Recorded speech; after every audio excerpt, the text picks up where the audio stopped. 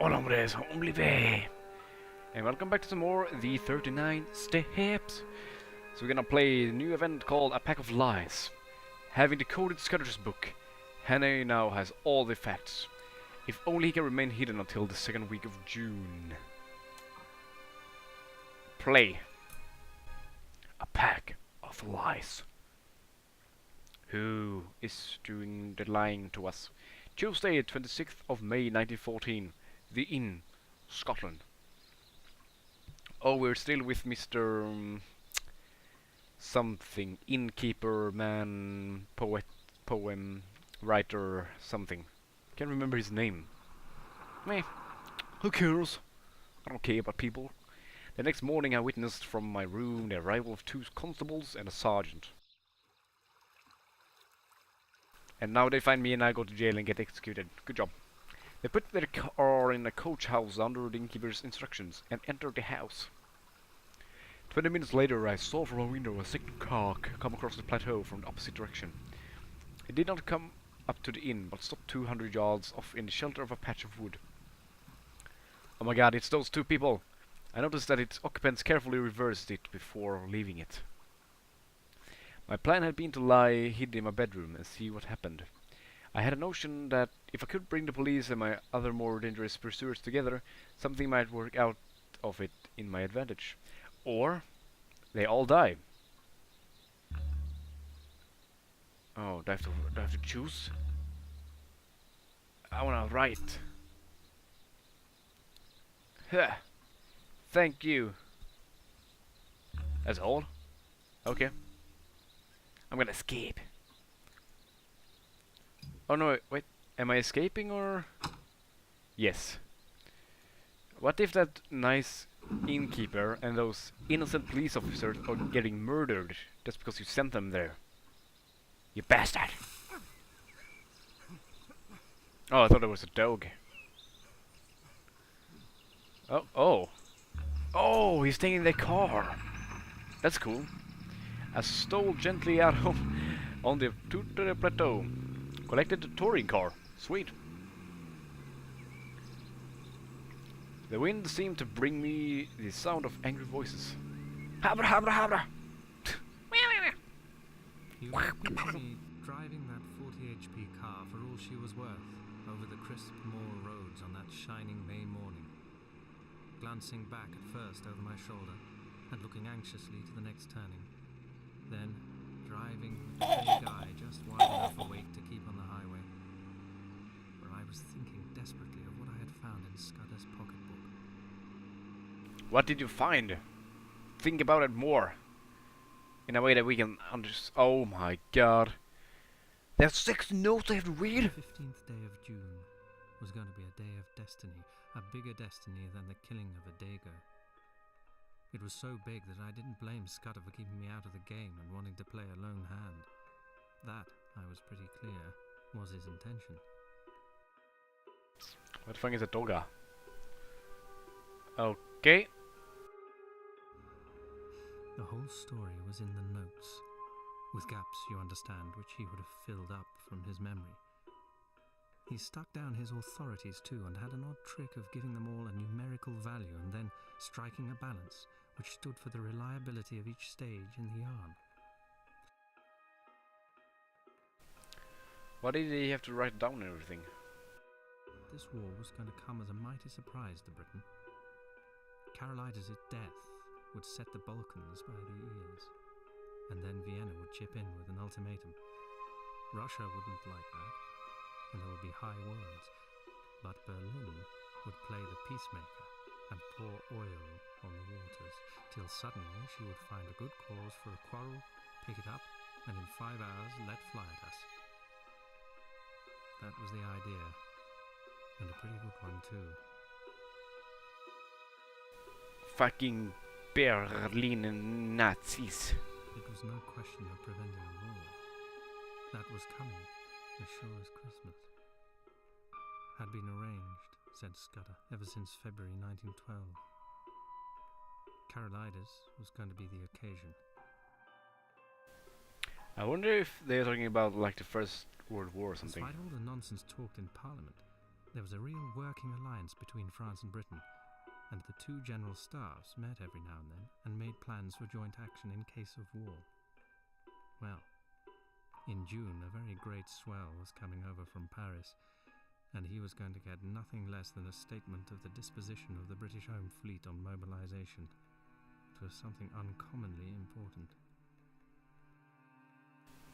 Black stone in Scotland? What? Okay. The bare bones of the tale were all that was in the book. These, and one queer phrase which occurred half a dozen times inside brackets. 39 steps was the phrase. And at its last time of use it ran, 39 steps, I counted them. High tide, 10:17 p.m. I could make nothing of that. Oh my god, it's the title of the game! I wanted nothing but the truth. The truth, lad! That was like, what? Japanese? The truth must be revealed. I don't know. On the bare moor, I was at the airplane's mercy. My only chance was to get to the leafy cover of the valley. Oh, the damn airplane. Then came a thick wood where I slackened my speed. Oh, Nigel, would you be so kind to bring us some tea and biscuits, sir? Oh, I would be ever so thankful. Suddenly I heard the hooting of another car and realized upon my horror that I was almost upon a couple of gateboats through which a private road debouched on the highway. I clapped on my brakes, but my impetus was too great. I did the only thing possible and ran slap into the hedge on the right. What? Damn. Hiya! YOLO! YOLO! YOLO, say no. That was a bit excessive. A branch of hawthorn had got me in the chest, lifted me up and held me, while a ton or two of expensive metal slipped below. Slowly that thorn let me go.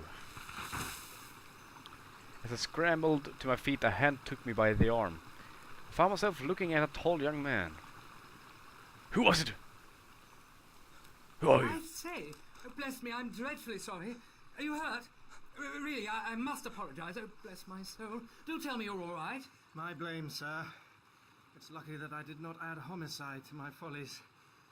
Well, that's the end of my Scotch motor tour. Well, it might have been the end of my life. He plucked out a watch and studied it. You're the right sort of fellow. I can spare a quarter of an hour, and my house is 2 minutes off. I'll see you clothed and fed and snug in bed. Where's your kit, by the way? Is it in the burn along with the car? It's in my pocket. A toothbrush? I'm a colonial and travel light. A colonial? By gad, you're the very man I've been praying for. Are you by any blessed chance a free trader? A free trader? I am. Oh, good show. Oh, good show! What's that accent? I need to know. He patted my shoulder and hurried me into his car. That's nice. You crash a car that's not even yours. You get new clothes and food and a bed to sleep in. People were so much nicer back then.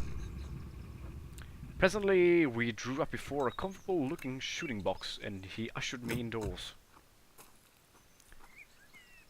First, he flung half a dozen of his suits before me, for my own had been pretty well reduced to rags.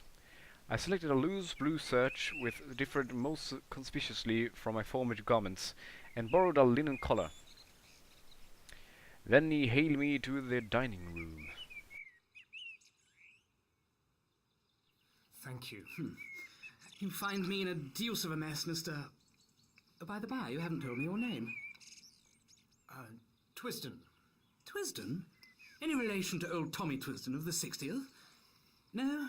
Oh well. Well, you see, I'm the Liberal candidate for this part of the world, and I had a meeting on tonight at Brattleburn, and that's my chief town, in an infernal Tory stronghold. I'd got the colonial ex-premier fellow, Crumpleton, coming to speak for me tonight, and had the thing tremendously billed, and the whole place ground-baited.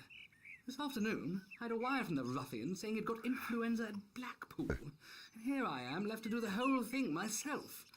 I had meant to speak for 10 minutes, and now must go on for 40. And though I've been racking my brains for 3 hours to think of something, I simply cannot last the course. Now you've got to be a good chap and help me.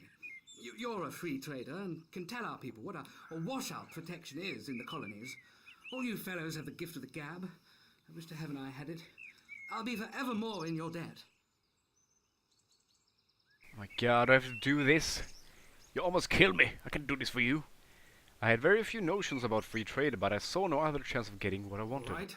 I'm not much good as a speaker, but I'll tell them a bit about Australia. Oh, Oh, that's darn true, Mr. Hannay. At my words, the cares of the ages slipped from his shoulders. I collected Sir Harry. He's gonna be my 6th dungeon, together with Paddock. He lent me a big driving coat and never troubled to ask why I had started on a motor tour without possessing an ulster.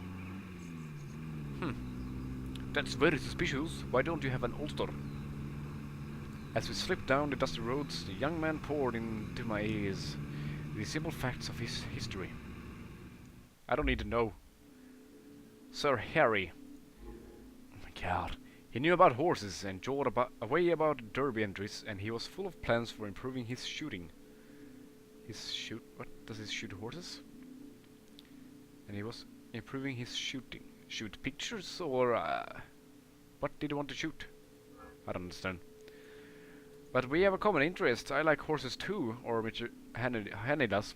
Sir Harry was orphaned at an early age and was brought up by his uncle, who is a member of the British cabinet. I don't know what that is. Isn't a cabinet like a cloth thing?